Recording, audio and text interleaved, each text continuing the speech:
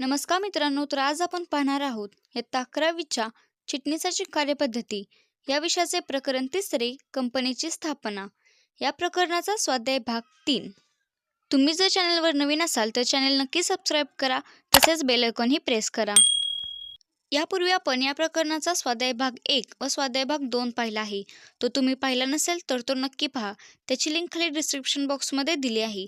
चला तर मग पुढील स्वाध्याय पाहू. पुढील प्रश्न 5वा आहे, खालील विधाने सकारण स्पष्ट करा. तर या प्रश्नामध्ये आपल्याला काही विधाने दिली जातील, ती आपल्याला सकारण स्पष्ट करायची आहेत. चला तर मग यामधील पहिला प्रश्न पाहू.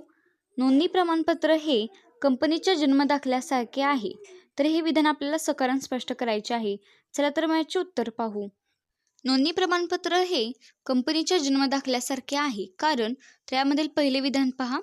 कंपनीचे नोंदणी प्रमाणपत्र म्हणजे कंपनी जन्मदाखला होय, कारण नोंदणी प्रमाणपत्रात दिलेल्या तारखेपासून कंपनी अस्तित्वात आलेली असते.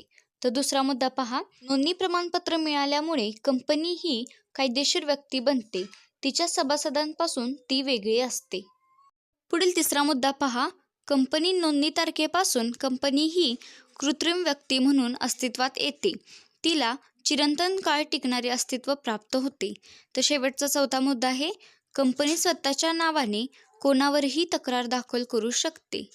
इतर व्यक्तीही कंपनीच्या विरुद्ध तक्रार दाखल करू शकतात.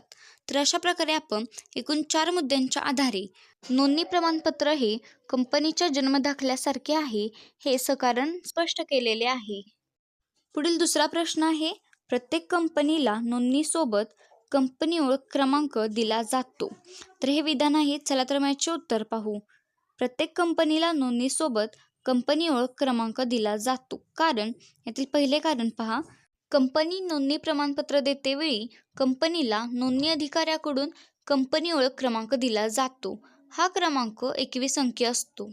पुढील दुसरा मुद्दा आहे, कंपनी ओळख क्रमांकामुळे कंपनी सूचीबद्ध आहे की असूचीबद्ध आहे हे समजण्यास मदत होते. पुढील तिसरा मुद्दा आहे, कंपनी ओळख क्रमांकामुळे कंपनीचे व्यवसाय असलेले राज्य, व्यापारिक कोड, नोंदणी वर्षे तसेच कंपनीचा प्रकार इत्यादी बाबी समजतात. पुढील चौथा मुद्दा पहा.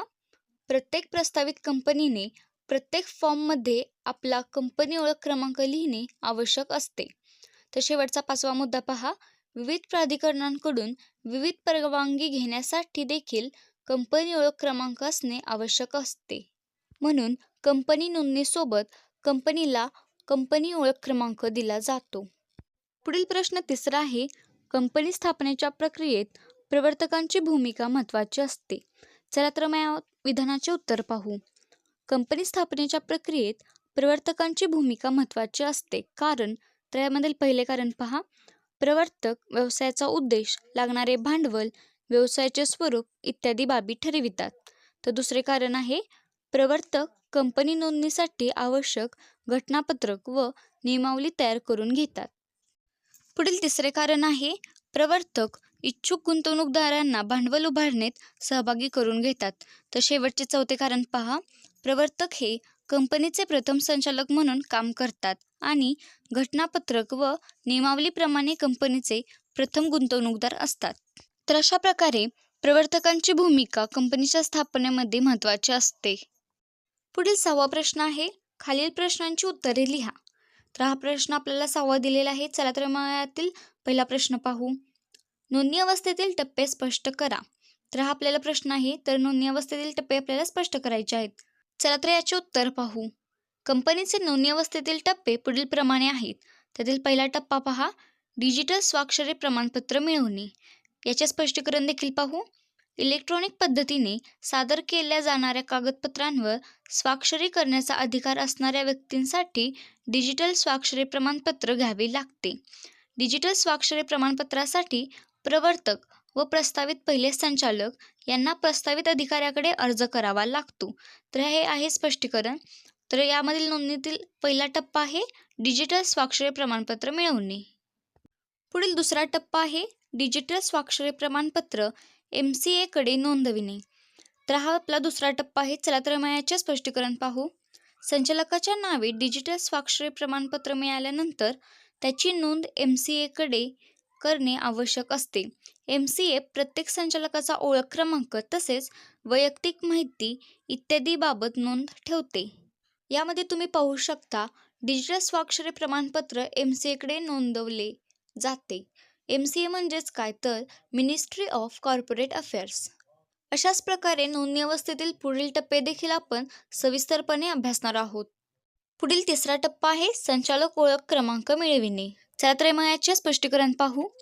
प्रस्तावित कंपनीच्या प्रथम संचालकांपैकी ज्या संचालकांकडे संचालक ओळख क्रमांक नाही अशा संचालकांनी MCAकडे संचालक ओळख क्रमांकासाठी अर्ज करणे आवश्यक असते. अशा प्रकारे तिसरा टप्पा आहे संचालक ओळख क्रमांक मिळविणे. पुढील चौथा टप्पा आहे कंपनीचे नाव आरक्षित करण्यासाठी प्रस्ताव सादर करणे. चला तर याचे स्पष्टीकरण पाहू.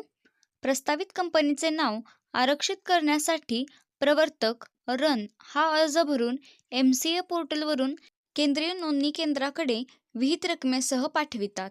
तर या टप्प्यामध्ये पाहू शकता तुम्ही प्रवर्तक हे रन हा अर्ज रन म्हणजेच इथे आहे रिझर्व्ह युनिक नंबर हा अर्ज भरून MCA पोर्टलवरून इथे MCA म्हणजे मिनिस्ट्री ऑफ कॉर्पोरेट अफेअर्स या पोर्टलवरून केंद्राकडे विहित रकमेसह हा अर्ज पाठवला जातो. तर अशा प्रकारे चौथा टप्पा आहे कंपनीचे नाव आरक्षित करण्यासाठी प्रस्ताव सादर करणे. पुढील पाचवा टप्पा आहे घटनापत्रक व नियमावली. चला तर याचे स्पष्टीकरण पाहू. कंपनी नोंदणीसाठी घटनापत्रक व नियमावली हे दोन महत्त्वाचे दस्तऐवज आहेत. या दस्तऐवजांमध्ये कंपनीच्या उद्दिष्टांशी निगडीत कायदेशीर व तांत्रिक बाबींचा आणि नियमांचा समावेश असतो. अशा प्रकारे पाचवा टप्पा आहे घटनापत्रक व नियमावली. पुढील सहावा टप्पा आहे घटनापत्रक व नियमावलीवरील सही मुद्रांक दिनांक. चला तर मग याचे स्पष्टीकरण पाहू. कंपनीच्या घटनापत्रकावर सह्या देणाऱ्या व्यक्तींनी स्वहस्ताक्षरात स्वतःचे नाव, पत्ता, हुद्दा व व्यवसाय लिहून एका साक्षीदारासमोर सही करणे आवश्यक असते. घटनापत्रक व नियमावलीवर दिनांक असणे आवश्यक असते. तर अशा प्रकारे सहावा टप्पा आहे घटनापत्रक व नियमावलीवरील सही मुद्रांक दिनांक. पुढील सातवा टप्पा पहा. कंपनी नोंदणीसाठी इतर महत्त्वाची कागदपत्रे तयार करणे. चला तर याचे स्पष्टीकरण पाहू. कंपनी नोंदणीसाठी घटनापत्रक व नियमावली हे दोन महत्त्वाचे दस्तऐवज आहेत. तसेच संचालकांचे संमतीपत्र, व्यवस्थापक व चिटणीस याविषयी माहिती, घटनापत्रकावर स्वाक्षरी करणाऱ्या व्यक्ती व प्रथम संचालकांचे घोषणापत्र इत्यादी कागदपत्रे असणे आवश्यक असते. तर अशा प्रकारे सातवा टप्पा आहे कंपनी नोंदणीसाठी इतर महत्त्वाची कागदपत्रे तयार करणे. पुढील आठवा टप्पा पहा. पत्त्यासंबंधी सूचना. चला तर याचे स्पष्टीकरण पाहू. नोंदणीवेळी प्रस्तावित कंपनीच्या नोंदणीकृत कार्यालयाचा पत्ता निश्चित नसल्यास प्रवर्तक संदेशवहनासाठी कंपनी नोंदणी अधिकाऱ्यांकडे पत्त्यासंबंधी सूचना देतात. तर पुढील नववा टप्पा पहा. कंपनी नोंदणीसाठीचा प्रस्ताव व दस्तऐवज सादर करणे. चला तर या नवव्या टप्प्याचे स्पष्टीकरण पाहू. कंपनी नोंदणीसाठीचे सर्व दस्तऐवज तयार झाल्यानंतर प्रवर्तकांनी विहित नमुन्यातील प्रस्ताव अर्ज व शुल्क भरून कंपनी नोंदणी कार्यालयात सादर करावे. तर अशा प्रकारे आठवा टप्पा आहे पत्त्यासंबंधी सूचना आणि नववा आहे कंपनी नोंदणीसाठीचा प्रस्ताव व दस्तऐवज सादर करणे. तर पुढील शेवटचा टप्पा आहे कंपनी नोंदणी प्रमाणपत्र मिळवणे. चला तर याचे स्पष्टीकरण पाहू. नोंदणीबाबत सर्व कायदेशीर बाबींची पूर्तता झाल्यावर नोंदणी अधिकारी स्वतःच्या सही व शिक्क्यानिशी विहित नमुन्यात प्रमाणपत्र देतो. तर अशा प्रकारे आपण नोंदणी अवस्थेतील सर्व टप्प्यांचा सविस्तरपणे अभ्यास केलेला आहे. पुढील दुसरा प्रश्न आहे कंपनी स्थापनेतील प्रवर्तकांची भूमिका स्पष्ट करा. चला तर मग या प्रश्नाचे उत्तर पाहू. कंपनी स्थापनेतील प्रवर्तकांची भूमिका पुढील प्रमाणे असते. यातील पहिला मुद्दा पहा. प्रवर्तक ही अशी व्यक्ती आहे की जी व्यवसाय करण्याची कल्पना करते. तर दुसरा मुद्दा पहा. प्रवर्तक व्यवसायाचा उद्देश, लागणारे भांडवल, व्यवसायाचे स्वरूप इत्यादी बाबी ठरवितात. पुढील तिसरा मुद्दा आहे प्रवर्तक कंपनी नोंदणीसाठी आवश्यक घटनापत्रक व नियमावली तयार करून घेतात.